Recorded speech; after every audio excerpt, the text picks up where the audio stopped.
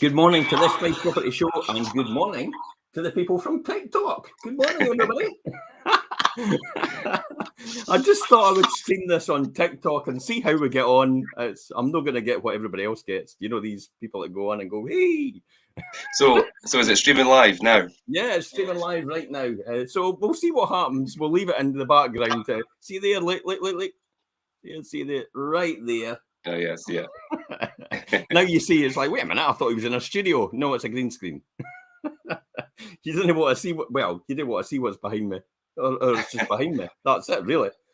Anyway, how's the paperwork? Good morning to everybody on TikTok. We are doing live. We are talking about doing it for the kids. Building a buy-to-let legacy that for you and your family's future. Now, I'm going to let that run in the sideline here, but this is a mainstream business for us. We've got over 13 channels here we're broadcasting right now, so we're coming live to everybody on the Fife Property Show this morning.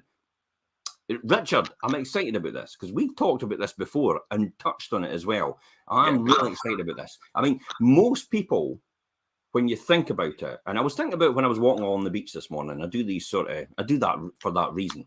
And the reason I was thinking about it like this was most people leave their kids to fend for themselves, or am I correct? You know, maybe you want to put something in the comments if you think that's not the case, but most people do leave their kids and think they'll just look after themselves when they grow up. And my obligation is really to get them to the point of leaving the house, and then after that, they're on their own. Is that kind of a fair assessment about how people think? Yeah, I think I would agree. The majority of that is kind of the mindset, but a lot of people now, just the way things are and kind of a sign of the times, a lot of people are thinking for the future. Obviously, pensions and things, state pensions and things aren't going to be around, and they wonder how their children are going to get on in life while they're not here. So, let me just hit a reality bomb here. You've got no chance if you think the state pension is going to be around when you retire. Oh, yeah, I know. It will never be here. The government is in debt up to their eyeballs. They have no idea how to get out of this. And they think the only way to do this is to give 100-year mortgages to people on benefits. That's crazy. Holy shit. Armageddon is coming.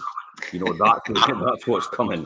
It's like, way out there, you are on a different planet, because what happens if you do that, then what's going to happen here is there's no sign to go back. That's what I keep saying to everybody. Once you're committed to that, you've got no way of coming back from there. You've committed to doing a 100-year mortgage. That's you and your family and your generations to come will have to pay that debt on that mortgage. Therefore, that 100-year mortgage is probably a lower value to get in terms of mainstream income, you know, because it's a constant income stream for a bank for 100 years. You know, it's a no-brainer for them. So they can fix that price into the market and actually have the money market pay them based on the 100-year return. That way, they could possibly give you cheaper lending. Therefore, guess what's going to happen? House prices will continue to rise as a result of that, to take that into account, because lending is so cheaper and it's a less proportion of your disposable income. We're going to talk about that this week, actually, Perry and I. It is cheaper for a first-time buyer to buy right now than it was in 1989. How was that possible? I know. I've seen that. That'll be an interesting show. 2 o'clock live on midweek show. We're going to talk about that, Perry and myself. Okay, let's talk about the bricks and mortar. I mean, they never go out of fashion. And this is what we talk about building for a legacy for you, your family, and the generations to come. You know, this is maybe what you want to do. This is maybe not what you want to do, but this is timeless content that will stay there all the time for generations to come to actually learn from. This doesn't change. The dynamics of this is always the same in property investment right throughout the world. You could plonk this blueprint anywhere in the world and it will work regardless. This is the basic fundamentals of why you would be doing it for your kids and your future generations to come. People always need homes, remember, which makes buy-to-let and property investment one of the safest investment strategies around. Better than gold, better than silver, better than crypto. I don't know any other asset class. It actually pays you while it waits to go up in value. Units plus time equals appreciation and cash flow. That's what it comes down to. It's almost the smartest way to build a tax-efficient inheritance, something today's young are becoming more reliant on than previous generations, with the ever-widening gap between house prices and incomes. Still more affordable in Fife to buy than anywhere else, isn't it? 5.5 times the average salary, whereas the rest of the nation's 9 times your average salary. London, the average price is over 500,000 to buy. That's mental. It's quite a high price, yeah. High? That's our end result. That's the top end of our market. Average price to buy in Fife is £165,000. Why would you not buy a house in Fife then? It's the same earning as well. The average earnings in Fife is the same as Scotland and the same as the UK. So why would you not want to live in God's country at a more affordable price? Because you don't need to be in an office now. You can work from home for most people. So you can just pop out in the afternoon for your lunch, and you can just pop down to the beach, have a wee stroll on the beach, and then go back to your work. You can't do that in a city. No, I think the style of living and things, I think through lockdown and things, we spoke about that quite a lot when we were doing our shows, that people's mindset changed on where they were and how they lived their life and how they had that work-life balance and things, and where they lived was a big part of that. Yeah. So and Fife's just got that. It's got everything on its doorstep. Plus you've got that difference in price. But this is still the same when we come to property investment. Property has always stood the test of time, a solid way to create wealth and assets, and forever in demand. There's a shortage of supply, and there always will be a shortage of supply of property. There's not enough houses being built right throughout the UK. We know that. There has to be at least 25,000 houses in Scotland per year. There has to be at least 250 to 300,000 houses built every year in England. So they're not even keeping up with that. I mean, Scotland itself's only been building around about 20,000, 22,000 at the very maximum. And so we're even behind the sale. And even at the point of the credit crunch and beyond for about the next 5 or 6 years, the Scotland itself was building round about 15 to 16,000 houses, but they still needed 25,000 every year. So we're still playing catch up. And with the pandemic as well, that houses weren't getting built for the last 2 years. So when you think about the logic of that, we've got a 50,000 backlog just through the pandemic. Yeah. So everybody's always going to need houses, and there's so much a scarcity of them. People are happy to rent. Generation rent is here to stay. It gives people, the younger generation anyway, the flexibility, doesn't it, to rent and actually to move when they want to. The costs to buy a house and the costs to exit from a house now are disproportionate in the short term to the cost of renting. What it means in real terms is it's dearer to actually buy a house and sell a house in the short term than it is actually to rent a house. It is not money thrown away. It is money invested correctly in your proper flexibility of your labour in order to make the right decision later on. Because making the wrong decision and buying a house in the wrong place for the wrong purpose can actually cost you a lot of money in the long run. And you could lose a lot of money for that reason. So that's why it's more important. And that's why property investment is always here to stay. And property and landlord investors and holiday homes and that will be a thing of the future anyway, and it will still keep going. And while nobody can predict what lies ahead, there's steps you can take to accelerate your goals in life, plan a comfortable retirement, and give your children that valuable head start as well. Most people do this for their children, me included. I never had any intention over the last 30 years of building an investment vehicle which will literally pay me to wait while it goes up in value and allow me to retire what was effectively 17 years ago at 38 years old. I do what I do for the love of it, and this vehicle that I built allows me the luxury to actually pick and choose what I really want to do. But I still love doing this, Richard, and I don't think I'll ever leave it for that reason. So let's take a look at how you can lay the foundations for a secure financial future for you and your family and your generations to come. Yeah, I think that, like you say, you've got a passion for it, Jim, and you love doing it. And I think that is a big part of it for any investor and landlord. They need to want to do it. They need to enjoy doing it and have that passion, because then that comes through in what you do in anything. But obviously, property investment is just well, in the days when you don't want to do it, that's going to get you up, isn't it? Yeah. The days when you don't want to do it and you just think, I've had enough, I can't be bothered. It's that passion, the determination, that drive, which will move you forward in everything. The reason people are successful is not because they got into something early or they did something, they got an idea before anybody else. It's purely for the fact that they just kept going. Even when the times were hard, the people that were unsuccessful were the people that actually quit. That's all it comes down to. Property investment's a numbers game, and at its core and at its heart, it's all about appreciation and looking after and servicing the current debt and the current property right now and earning income out of that while the value goes up over the medium to long term. Now, I'll be honest and say that property prices possibly do actually appreciate and double in value every 10 years. But in my world, I always predict that property prices will go up in value and double over the next 15 to 20 years, because that takes account of the inflationary aspect, and it also takes into account the anything that could happen on the way. You have these credit crunches, for example. Yeah. What's your, let's talk about the paving the way to the milestones. Yeah, let's look at how you lay the foundations. Yeah, paving the way to life's milestones. And while true wealth creation happens over the long term, and we know that, it's naturally more motivating when a plan includes some earlier rewards. And as the equity grows in your buy-to-lets, you can use it to realise some of your lifelong goals before your retirement. A lot of people wait till retirement and do everything that they want to do. Why could you not do it early? So owning a rental home or owning rental homes can help you do that. Yeah. And there's certain things that you can do, like, for instance, extending or improving where you live now. A lot of people always think about moving, but really you could adapt your property that you're in. You could make your property bigger, you could improve it, you could extend it. And also an important one is increasing your spending power, maybe for your forever dream home, if you do want to actually upgrade from the property that you're in at the moment.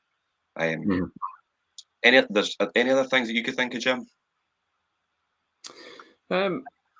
Well, I can certainly help you buy a second home overseas. Well, you've done that. Done that. 18 years ago, I've had my home from overseas all that time, and I was fortunate enough to do that, lucky enough to do that through investment, and where you may not be able to get a mortgage either, but it's actually easy to do that if you know the right people over there. Pay for your children's fanfare wedding. That's another classic example. If you've got any ideas out there, if anybody, what would property investment do for you? Stick something in the comments. What would property investment do for you? What would an extra few £100s do for you every single month on top of what you've got now? And that is in your hand. So in your hand right now, an extra couple of £100, what difference would that make to you? Would that be a huge difference to your lifestyle? Just that extra couple of £100? Would you need another £500? Would you need another £1,000 a month? Would you need another 2,000, 3,000, 4,000, 5,000? I'd be interested to hear from the people out there. But really, it's things like these ultimate weddings that you'd want to do. Maybe that take the trips of a lifetime to far-flung places. Classic example is things like climbing Kilimanjaro. It was something I always wanted to do, and I got to do it. Going to Everest Base Camp, going to the highest peak is in Europe's in Russia, so that's not going to happen anytime soon. We were due to do that 3 years ago before the pandemic, but that never happened. So that's not going to happen anytime soon. But go back to things like that, just doing these things. One of the things for me it actually allowed me to do was just before lockdown happened, I had a serious injury on my knee, which I was doing triathlete, and I was a triathlete at the time, and I still am. I still, just not as active as I was before because I've been, I love what I do, and I kind of think, running or work, and it's like, work. It's like, well, it's not really work if you love it. So one of the things I wanted to do was my knee had a problem, so it was easy enough for me then to just get a private clinic to sort my knee out. If I was waiting for, I'd be waiting forever because lockdown came in. There was no way I was ever going to get that sorted, and I'd be waiting for years and years to try and get my knee sorted, and that would even put my health out even more. So it allowed me just to get that private clinic to actually sort my knee out, so I was able to run again. So that's the type of things it did for me. The idea of sacrificing everything today for a better tomorrow is thrown around quite a lot. Yeah. And it isn't universally over appealing. But I tell you what, pay the invoice now, or you'll get the bill from regret. I mean, that's the reality. So, you know, and the bill for regret is actually a lot greater than the invoice you're paying right now for the work that you're going to put in and the effort you're going to put in. All you're putting in, possibly, if you're only wanting to make another few £100 a month, then you're only putting in a couple of hours, you know, 1 hour a night, if that. I literally ran a buy-to-let portfolio of 27 properties on 1.5 days a week effort. And that was all I needed to put in. And while I worked alongside, while I was doing my full-time job as a financial controller. You know, so that's how easy it was for me to do it. I mean, you know, I can't say it was a breeze. You know, I was working a lot of hours and I was working after hours because I did a lot of the work myself because it never existed in the beginning. BuyToLet, it was never a thing when I first started 30 years ago. You didn't have contractors set up for BuyToLet businesses and property investment. Nobody ever did things like that. So I had to build a team of contractors to come alongside me. So a lot of the things like kitchen fitting and bathroom fitting and plumbing and general stuff in the early days was done by myself. I tell you what, there was no YouTube, so you had to learn it out from the Reader's Digest Bible on DIY. And I've still got it somewhere. And I actually, the reason I said that is because the other day, somebody actually said to me, I remember when I had to get the Reader's Digest out, every time I had to do any DIY, there was no YouTube. You just couldn't Google it and say, oh, how do you fit this and how do you do that? And how do you replace a worktop? Stuff like that was never, ever a thing at that time. So I remember that. But fortunately, it's perfectly possible to strike that balance nowadays of the medium-term rewards and the future financial freedom. There is a balance there, Richard.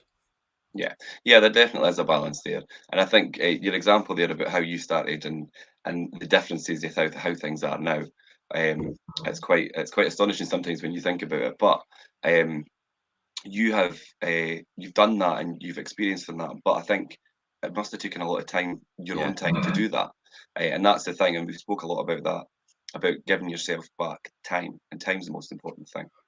Listen, I would dare to say my whole thing, all I wanted was never to be controlled by anyone else for my financial future. I never wanted to actually have to go to a boss every single time and say to them, I know it's, I'll maybe put you off working for me, Richard. I don't want to go to a boss and say, can I have my holidays? And I had to fit in with what their criteria was. I wanted to be able to say what I wanted to say, even politically, because I'm heavily involved in housing and on the political scene. I want to say what I wanted to say, and I never needed to answer to anyone else. And that's what property did for me, because if I said anything, nobody could actually say, well, I'm not going to do business with you anymore. And it's like, well, I don't care. It's not going to affect my income. And that's the kind of thing. That's what I wanted. I wanted true freedom in what I wanted to do. You know, I wanted to be an independent person. And I wanted to have no one to have an influence on what I did and how I did it. And that's really what drove me towards doing what I did. And the only vehicle I saw for this was property investment. It's bricks and mortar, and it's actually giving people the right service and actually looking after them. And as a result, a natural result of what you do well, the income comes in and the property goes up over time anyway, regardless. Property in the last 20 years and the whole of Scotland has gone up 170% in value. Now, inflation, on the other hand, has gone up 70% if you look on the Bank of England's calculator over the last 20 years. So that tells me, without inflation, property has doubled in value over the last 20 years. That's what I talk about, the double value over the last 20 years. And then you were paid to wait all that time while it went up in value with rent that you got in every single month. Yeah. So you've got that capital appreciation as well as an income stream, a cash flow.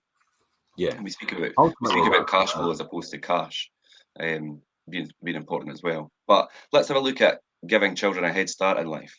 Well, one of the things I looked at as well, this was a really good one, Richard. I'm glad you brought that subject up, was I actually bought a couple of properties for my children.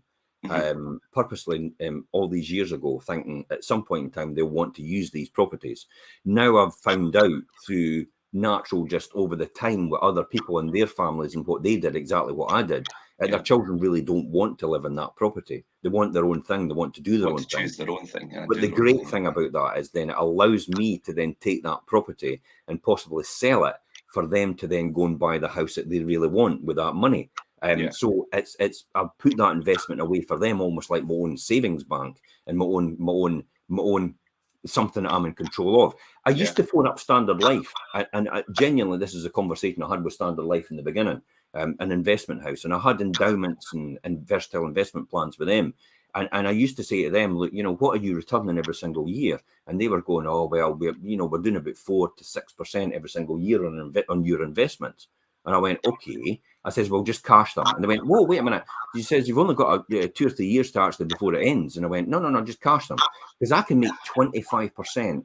Yeah, 25%.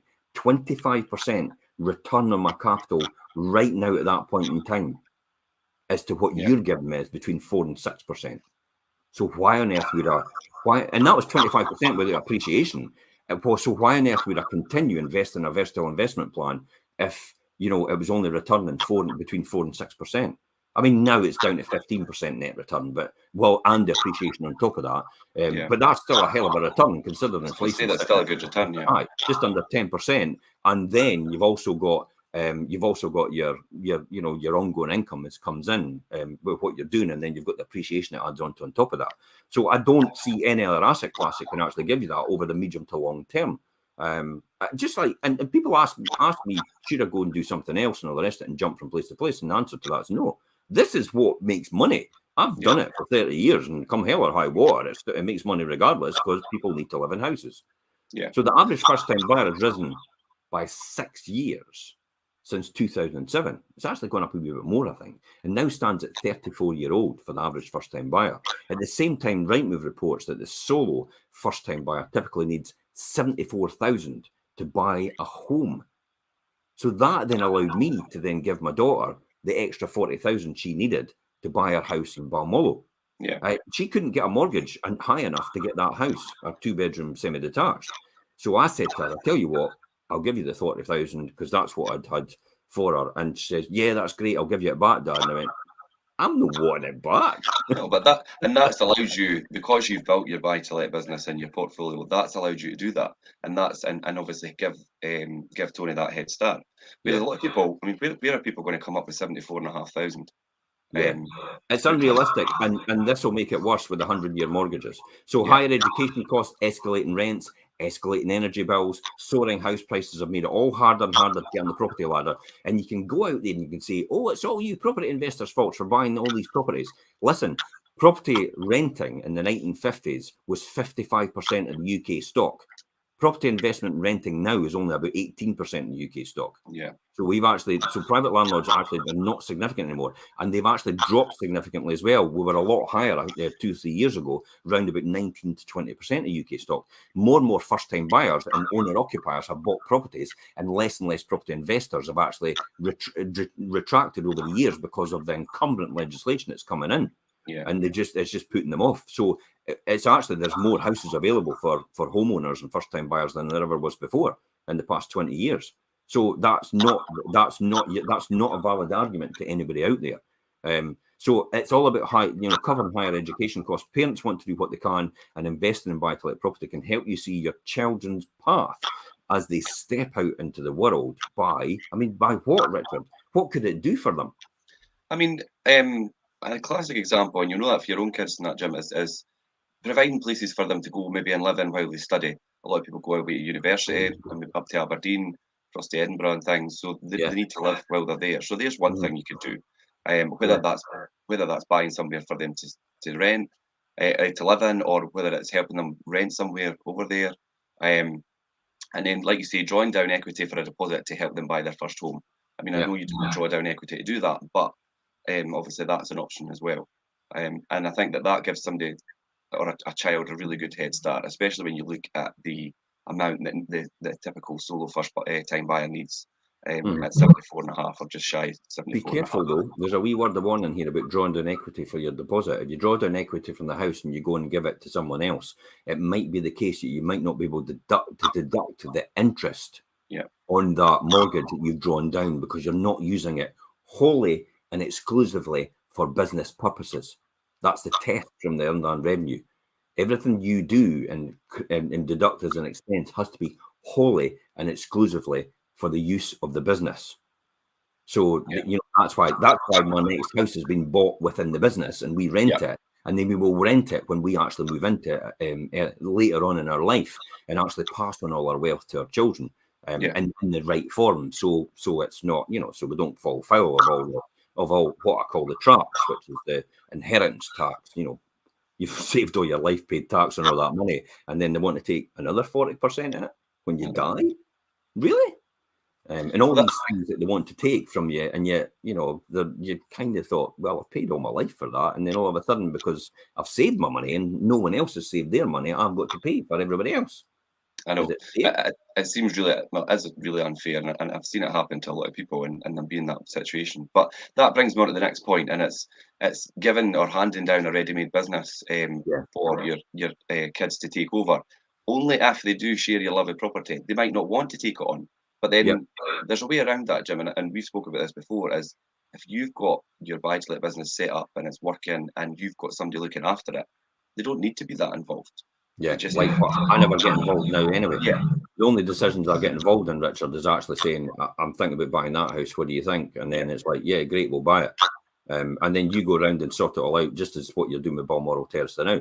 Yeah. And that's it, done and dusted. That's my involvement. Just, I'll buy that one. Good, let's go. So having the right team around you to do that job is really useful, especially when you pass it on to the next generation. You know how I found that out? Because I remember working with Tillis Russell, the paper makers. Now, Tillis Russell it was the third generation, was David Erdle. Now, David, I know, wanted to travel the world, and he wanted to explore new countries, and he wanted employee ownership and stuff like that. And David was very progressive in the way he looked at it, and he looked at Baxi as the model. So Baxi was a model where they sold the whole company to the employees. So he decided to take Tillis Russell and do the same model, and actually have the owners of the Tillis Russell papermakers be the employees in a share ownership trust, because he didn't want to run the business. But the generations before thought, yeah, you would naturally just take the business over. And he's like, I don't want to do anything like that. I don't want to do it. So this is what made me see this. I know personal people as well who built big businesses, £1 million businesses, that are known over the years as well. They wanted to pass it on to their kids, but their kids wanted nothing to do with it. Their kids didn't want to be in the property business. They didn't want to be in the dentistry business. They didn't want to be a doctor. They didn't want to be an accountant. My daughter trained to be an accountant, but she doesn't want to be an accountant. It's good that she's got her financial education, and that's perfect to understand the numbers. But she didn't want really to be an accountant.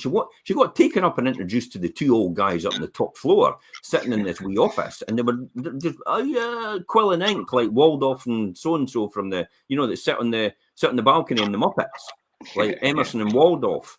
So they looked like that, and then she just had a flash in her mind as an accountant, and she went, "Oh my God, that could be me when I retire." And then that completely put her off being an accountant, because she thought, that's not the life I want.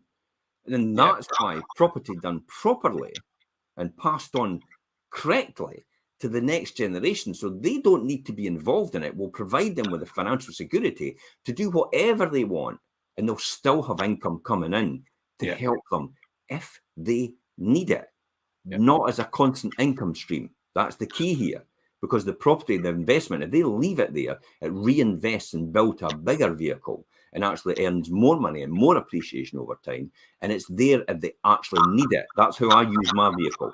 It's only if I need it. I don't use it for day-to-day living. That's not what it's for. That's what I do right now. What you do day-to-day will be your living. What you do outside of that will create your lifestyle. And that's outside of what I do day-to-day, the property investment vehicle. So, and it's also educating them in financial management and wealth creation. It's teaching them independence and responsibility early on, and to rely on what they need to do. They watch you, remember, your children will watch you and copy what you do. So if you want them to be successful, guess what you have to do? Unfortunately, yes, you possibly, for some people out there, they have to get up there and step up and show the example. Yeah. I think if your kids are educated and that they have a responsibility and are able to do financial management and things, that could be applied to anything in life, and it's important to have skills like that and to be confident and responsible enough to be able to execute things like that and anything that they do. So it is really important. Yeah, and well, you never know the path that they may choose. Your buy-to-let business, as I said, will always help them to make a positive contribution in the beginning of their journey. Yeah. I said to my mum and dad, it's like my mother and father is the prime example of what I've learned from. They've got ISAs up to their eyeballs. They've paid for all their house. They're sitting on the links. They're overlooking the golf course. They've got all that wealth. And it's like, well, this could be yours one day. You're too late. You don't need I it. don't need it. You're too late. Yeah. You're just going to pass it to the kids, the grandkids. Pass it to the grandkids. Pass it to all the grandkids. Help them. Yeah. We're all your sons and daughters. We've done what we've done. We've got to where we are. We don't need that anymore. It's the grandkids that need that start. And that's what generational wealth's all about. It's helping the next generation start pensions for your children from birth. You get the tax back on every contribution you make for your child. It'll blow your mind. We'll talk about that in the Wealth Creation Show on Monday as well. Creating lifetime assets and passive income. Now, it's not passive income. Passive income is when you write a book and you don't need to do anything else ever again to promote that book, and you've got royalties coming in all the time. You write a bit of music, you don't need to do anything to promote that music ever again, and you've got royalties coming in all the time. Property is not really a passive income. Not all the time. Sometimes you have to get involved and make decisions. So it's not always the life of Riley. Everybody thinks it's not for the faint-hearted, but if you do it properly, like we teach, and we teach that for free, by the way, we don't expect anybody to pay us anything for anything. All this information that we give is free from someone that's got a track record on this already. All right. And you could say that's conceited and all the rest of it, and like, oh, how big-headed. It's like, don't listen to me then. Stay broke for the rest of your life if that's the case. I think, all like I'm doing is passing on what I've learned. As opposed to looking at it as passive income, I think to concentrate on cash flow and generating an additional income with your buy-to-let portfolio. Yeah, absolutely. I mean, whether you choose to grow the lettings portfolio or stick to one or two buy-to-lets, most people in the buy-to-let industry and property investment actually just have one or two properties. They're only looking for an additional top-up. There's over 2 million landlords in the whole of the UK, and they're only looking for an additional top-up to help them out with their pension, with their retirement, and then they want to pass it on possibly. Or they want to maybe liquidate it and then pay off some mortgages. That's all they're wanting it for. They're like everybody else. They're like you and I. So don't castigate people for wanting to better themselves. If you're that type of person that has a go at someone else for wanting to better themselves, well, maybe you should just shut up and go somewhere else. That's it. Don't say anything if you've not got anything good to say at all. That's my recommendation. Yeah. And the problem with opinions, even the idiots have them, haven't they? So anyway, apart from that, it's hassle-free. Being a landlord can be a hassle-free and rewarding experience if you do it right. The natural upward trajectory of house prices and rents produces value and protects the value and improves the yield of your investment year after year after year. And as equity grows in your buy-to-let, you can use it to acquire more properties. This is about releasing, but you've got to release equity at the right levels in order to protect yourself and hedge yourself and do your sensitivity analysis and probability analysis and risk analysis to make sure that decision to release the money all the time is the correct decision. Because there's a lot of people out there, isn't it? Just, release tax-free money, tax-free money, tax-free money. It's not tax-free money. It's money you have to reinvest to make money, and then you're taxed on it. It's wealth is tax-free because it goes up in value and wealth.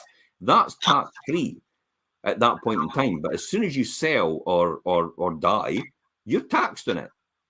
Income is taxable, and that's what you're generated from the wealth that you've created. And that is called things like dividends and rents and investment income and savings and interest, all these different things. That's all income. And your job is income. So you're generating it. Except with your job, you're kind of trading time for money. The time that you're given is for in exchange for a money concern. And that's not the equation that property investment follows. So being a landlord can give you completely that sort of passive income feel when your managing agent looks after the tenancies, maintenance, repairs, legal compliance, and on your behalf. So you can use your lettings income to diversify into ISAs as well, or pensions. You know, I put money into pensions. You know, I don't predominantly believe in pensions. When I first started out, I thought, if I'm no millionaire by the time I retire at 65, I deserve everything I get. And, you know, I deserve to be broke if that's the case, because I've got 40 years out of this. And it's like, if I've not done it in 40 years, then there's something wrong, especially if I'm learning from people far more successful than me, which I have done over all the years, and attended all their workshops and their sessions online, and travelled, you know, to various places like Paris and that, to learn from people that are extremely successful. So you can use your letting incomes to diversify into ISAs and pensions, or for dipping in your toe into to be more adventurous, like art, if art's your thing, shares, crypto. I'm not really sure. That's almost like, if you're going to invest in crypto, it's gambling. So It is a risk. It's a big risk. Prepare to lose a whole lot. Yeah. All knowing, though, that your property investment is safe, because the money you've got is generated from the investments. It's not taken out of the investment. So here's the thing. If you're going to invest in art and shares and pensions, make sure it's from your income you're generating, not the wealth you're creating. Because then what you're doing is you're taking the wealth out, which is earning a really good return as it is, and you're actually putting it into something it possibly won't be. That's what your income's for. So you've got to look at that trade-off. So it's a silver lining for your retirement as well, Richard, isn't it? Yeah, yeah, and let's look at your retirement and how to silver line that. And I think financial freedom, more than anything else, provides choices in life, and that's what we've been discussing about this morning, about being able to allow yourself to have those choices and be financially freer. But most incomes aren't enough to retire in comfort. But with even a small portfolio of, just like you say, Jim, one or two to have that additional income, these BuyToLets can give you a lot of different options before your retirement. Enjoy your retirement beyond a state personal pension. And I mean, there's no point in even considering a state pension as part of your retirement these days. And I don't, and I'm only 35. And but wait a minute. My company pension's going to sort me. No. No, it's no. And do you know why? Because everybody else has got the same company pension. So when they all retire at the same time as you've all got the same level of income. Therefore, inflation goes up to reflect that, and prices go up to reflect that as well. So you've got the same buying power as everyone else. You're exactly the same as you are right now. Yeah. Yeah, and also you could enjoy decades of pure income once your mortgages and things are paid off with your buy-to-lets, and equity in your portfolio to release for lifestyle and luxury purchases. I mean, I think luxury purchases, don't go out there buying Ferraris and everything like we spoke about before. If you've got a big portfolio and you've got money, but I mean, use the money to enjoy life and go see things and go do things that you want to do. I mean, Jim, you're going away. I mean, you're actually taking a holiday this year, like a proper holiday. But where you go? You're going away Jamaica. Is it Jamaica you're going to? Jamaica, and it's taking me. And I thought, for the very first time, I'm not going to say reward myself, because I've earned it. I'm actually going to go. I'm going to go first class, business class. So the proper pods and all the rest of it. It's costing a fortune. But I tell you what, the prices are ridiculous. I've earned it, and I'm going to go to Jamaica for the first time. So that's kind of my first venture in anything. I've always had Spain, where I have my house anyway, and I could go over there while you're there as well. Yeah, I work while I'm there, and I've got broadband and everything, so I can do things while I'm out there, and that's fine. And because I've been working anywhere else in the world for the last 30 years when I've been in buy-to-let, because I've always just been at the end of a phone, and I've always been able to make decisions. I've been even working in a estate agency for the last 20 years. At the end of a phone, I was buying and selling houses in a estate agency on the beach in Spain. That was when I sold one of my first houses. When I first started, I was sitting on the beach in Spain, and I sold the house. And then I sold another house when I was sitting on the top of base camp in Everest. Yeah, it's like that's crazy. It's like I've sold a house when I'm on base camp in Everest, because I understood it. So when lockdown came along, it was an easy gig for us to go, hey, we're doing what we've always done anyway. Yeah. And so we just pivoted and just, hey, we're in our houses and that's it. And the offices are closed now. We can't go out. The transition. That was a good realization, lockdown. I mean, although it was a wee bit of a challenge, but we didn't have to adapt that much, because what we do can be done remotely. Absolutely. And But yeah, but back to everything else can be done remotely as well. Yeah, but back to this is a financial cushion for unexpected expenses, and I think things like being able to pay for private care for your knee and things like that, that is things that are really important. It's priceless. Yeah, I mean, you really can't put a price on that. I mean, again, Richard, it comes back to I've learned so many lessons by the people I've actually visited and the people I've actually known and my tenants that I know, because I knew a lot about their lives and stuff like that, and I always got involved and helped them out. I've always been, I mean, to be honest, I've been more a social worker over the years when I was involved, because I used to do it all myself.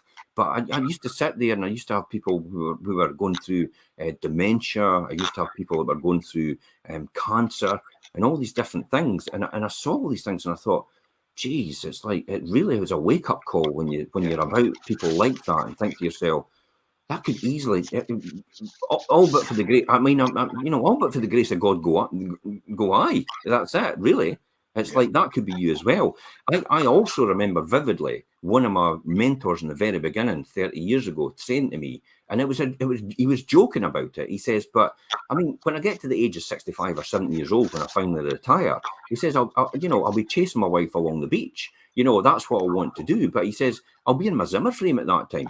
And that's how he put it. He says, and by the time I catch her, if I ever do catch her, he says, at that age, I'll not even know what to do.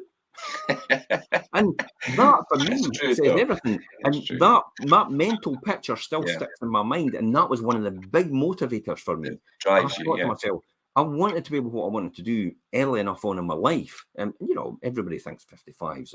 55, you're only halfway there at 55 years old. I mean, the life expectancy now for people is almost like hundreds an easy gig now. And I kind of think at 55, I'm almost halfway there. And a lot of people round about me now are like, oh, I'm winding down for retirement. It's like, what? You're having a laugh. I'm winding up just to get started. Yeah, I think that's the best attitude to have. But yeah, and also, like you say, that like as we continue through that, obviously the financial cushion thing, but also people could have that extra income to maybe look at projects and passions that they have, maybe charities and things. Jim, you do a lot for charities and local things. It's the only thing I ever wanted to do, and I still say that to people right now. It allows you to do that. They go, you're working right now, though. You're not retired at 38. I says, I'm doing something I love. But do you know what? Yeah. I do it for that purpose. It's always driven me. I've always had this passion and this thing about having a big foundation. Like the Wellcome Foundation, like the Wellcome Trust. It's like that's massive.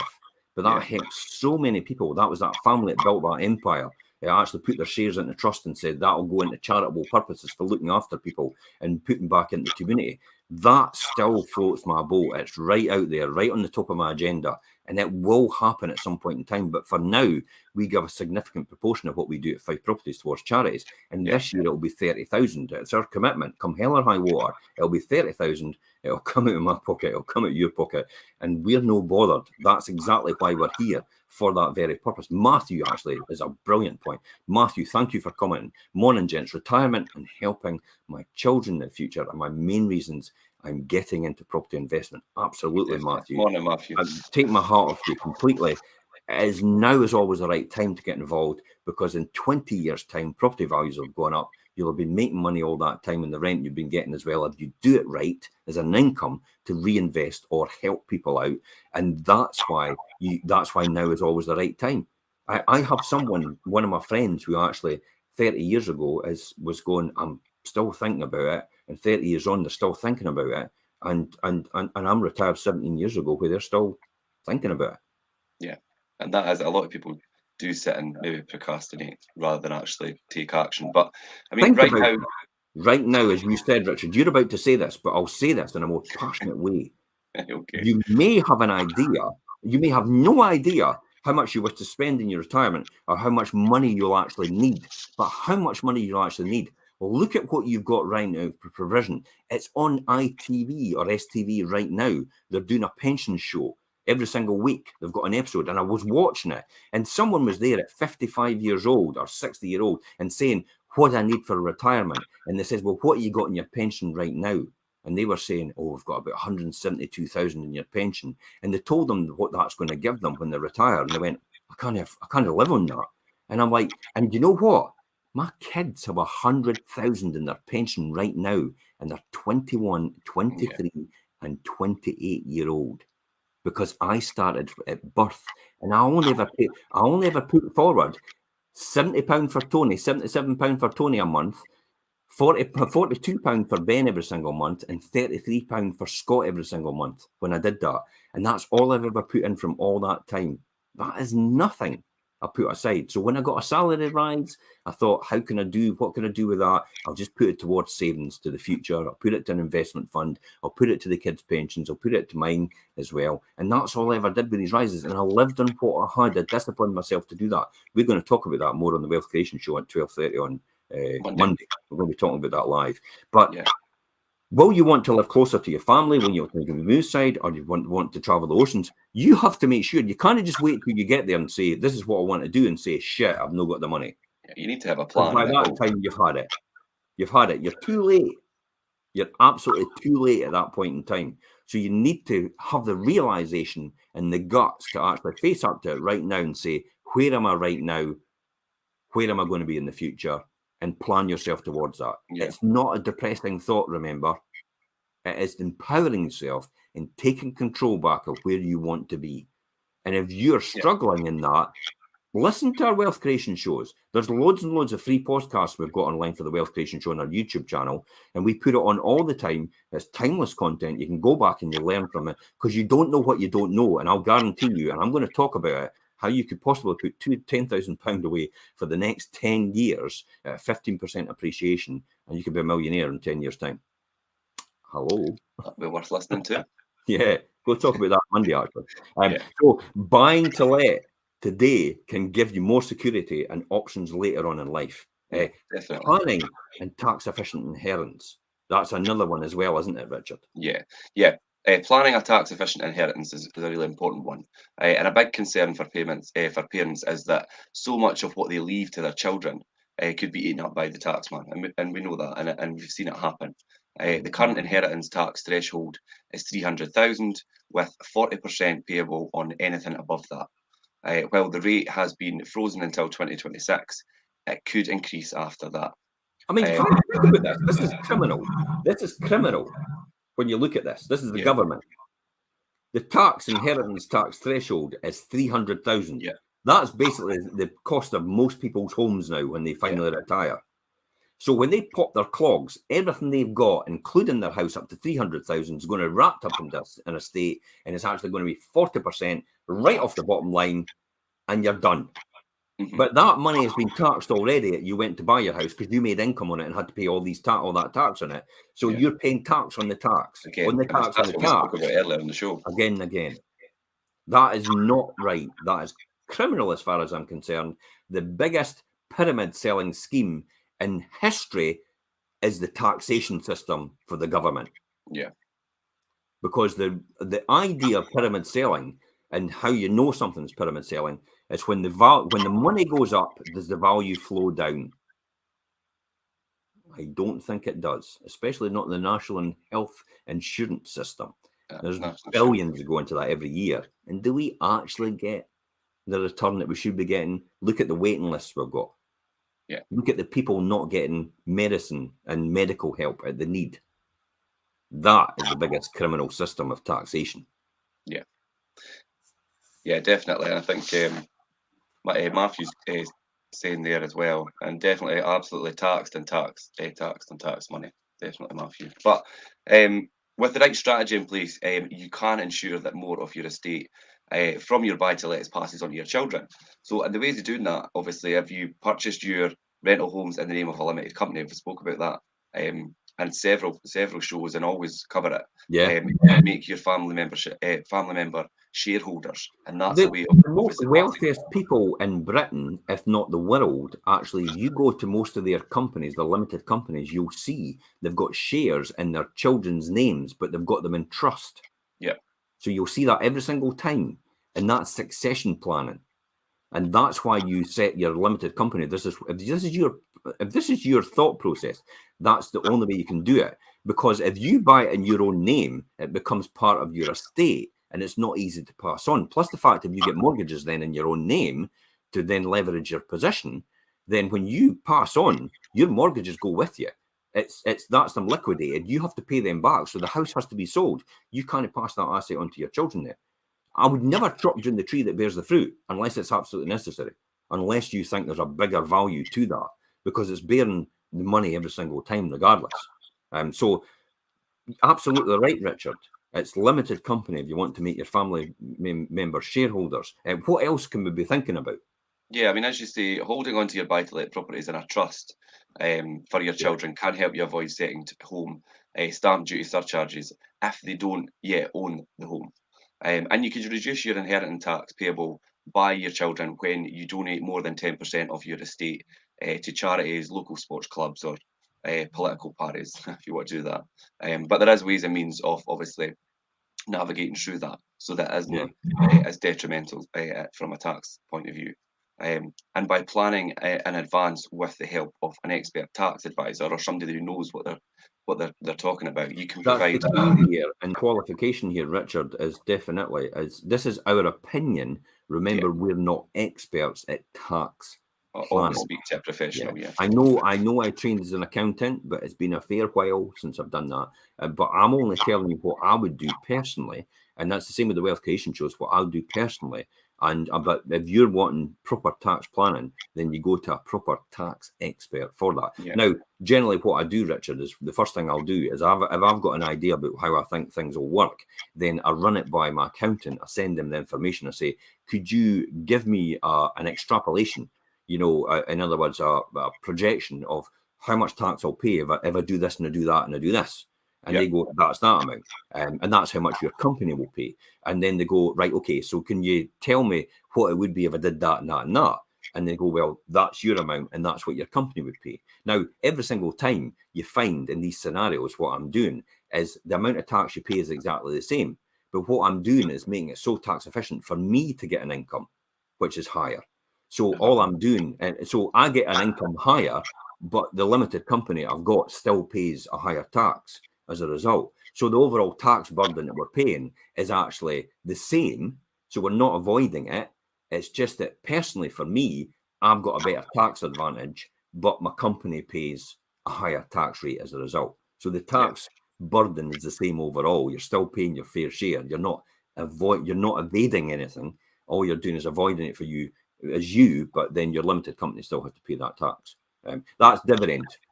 So dividends is a marginal rate of just over 8%, whereas and if you take it out of dividends, but dividends are not tax deductible against your corporation tax. Therefore, if you don't take an income out and you take it out through dividends, you get taxed on that full income first at the corporation tax rate. Then you're allowed the dividend rate out. So you're really paying a marginal rate of the corporation tax, which is around about the 20% plus the 8% on top. So overall, you're paying that, but you're actually getting away with paying 8% on your income. So you've got a higher proportion that you're keeping. Yeah. Makes sense? Yeah. I mean, a lot of that does go over people's head and maybe doesn't it? And tax can be confusing. So always speak to a professional, like we said. But you can provide a solid financial footing for your children and a lasting legacy for your future generations of your family. And by obviously following what we've spoke about today, and I think what something that you picked on earlier, Jim, and you were talking about obviously sensitivity analysis and obviously risk analysis and things when people are looking at their thought process for buy-to-let portfolios and things. And these are all things that we cover in the Wealth Creation Show on a Monday. They've all been topic headers for what we've discussed in these shows. They are really important, and since we've started doing them, I've learned a lot. And so I know that if I'm learning, I mean, we learn from other people as well all the time. Well, I think that's what it's all about. Repetition is the mother of all skill. Yeah. And regardless of the fact that I know this information, because I teach it to other people and I tell other people about it, it reinforces it to me. So I remember it more. So when it comes to the point that I need that information again, I've retained it better. Yeah. And that's why I do what I do. And that's why we do this as well. And that's why you say you learn as well for what you're doing. It's interesting that you said, about, future generations' long-lasting legacy. But really, that's what most people will do it for now, because they realise they have come to the conclusion. Well, has most people, I'd be interested to hear what people think about there. Have you out there come to the conclusion that your children are going to have to work until they die in order to provide for themselves.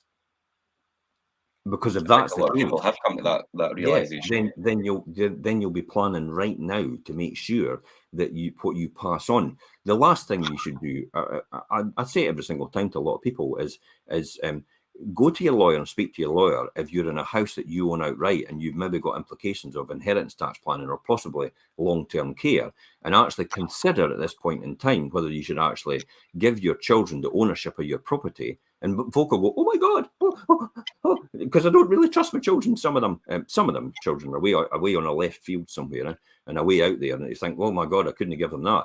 But you can pass ownership on to them, right? But you could also take a lifetime tenancy on the property itself. Now, your lawyer out there will give you more advice on that, but then that means you've actually got rid of the asset, but you still have the use of the asset for the rest of your remaining life. Yeah. And it might be the case that you might not want to stay there. Then it still allows with the agreement of the owners, which is your children, that you would give it to, whether you could downsize to another property, and then they still own that property, and you still have a lifetime tenancy on that property as well. Again, it's something I've learned out of all the experiences I've had with other people in their circumstances over all the years. So all I'm doing is passing on a sort of a concentration of all the information I've passed on, I've learned from all the years of all the people that have come before me and learned from them. It's literally what most people say is you're standing on the shoulders of giants in order to progress forward. And that's what everybody should do. Reinventing the wheel is not a great thing to do. And I did that in the very beginning because BuyToLet never existed when I first started. But now there's a wheel perfectly well to use, and all you need to do is adapt it to your situation and use it on your vehicle. That's what it comes down to in a nutshell. Yeah, I think that everyone who's watching this morning or who watched the reruns are going to be in the position where they're building their BuyToLet portfolio for an additional cash flow, retirement, and obviously for their children, as we spoke about this morning, inheritance. The best way to do that is, of course, to plan, have a goal. Like you say, Jim, think about where you're going to be and where you want to be and how you're going to get there. That's probably the best thing. Yeah. And I think along that way, always speak to the right people and speak to the professionals who know what they're doing, whether it's to do with tax or whether it's somebody, the correct person to let and manage your property. These are all the key, fundamental, important parts, and you need to get them right. Yeah. So why do I do the shows that we're doing right now, and why do I give this information free to everyone else? Because this will still be in existence when I go. This is better than a book. And this will pass on to my children, and my children will still be able to learn from this day in, day out. This is timeless content that I'm passing on through the medium of video. So they can watch this every single time when I've popped my clogs and I'm away. And then the next generation, even their generation after that, will be able to watch this as well. And the next generation after that will be able to watch that as well. This will last for years, hundreds of years to come. Hopefully this content will be passed on and they'll realize it's like, fucking hell, my grandfather or my great-great-grandfather, great-great-great-grandfather, great-great-great-grandfather actually learned all this, and we could learn from this person still. That's exactly what blows my mind about what we're doing right now. This is content that'll last forever. Yeah, and the model and the process and things is universal. It's the same, and it's the same world around. So Matthew actually said quite a good point. If you can learn from the benefits of financial planning investments now, I'll give my children the boost that they'll need for adult life. Exactly, Matthew. I agree 100%, and that's exactly what I just said, that statement. And that's why I said it, because what I'm doing right now is, I've got my book. I've got the first 3 chapters done and all the rest of it, but I might never even get around to it, to be honest. So this is why I put most of this in this right now, in order so my children can watch this in years to come when they're older, and their children's children can watch it as well. And it's a legacy to leave for the financial education. It's timeless content, and it is. I've learned from my mentors as well. I've still got all their information, all their books, all their tapes. Yes, they're tapes from all these years ago, which I've learned from. And that's my best advice to anyone. Make sure you document everything so you can pass on that knowledge to your family. Richard, final words, and we're going to finish. Yeah, I mean, like I say, as I touched on it there, have a plan, have a goal, work towards it, seek the right people to help you do that, and obviously have the sensitivity and the risk analysis and things. Go through all these processes to make sure it works. Perfect. And we'll see you on the Wealth Creation Show at 12:30 on Monday. Bye-bye for now. Bye.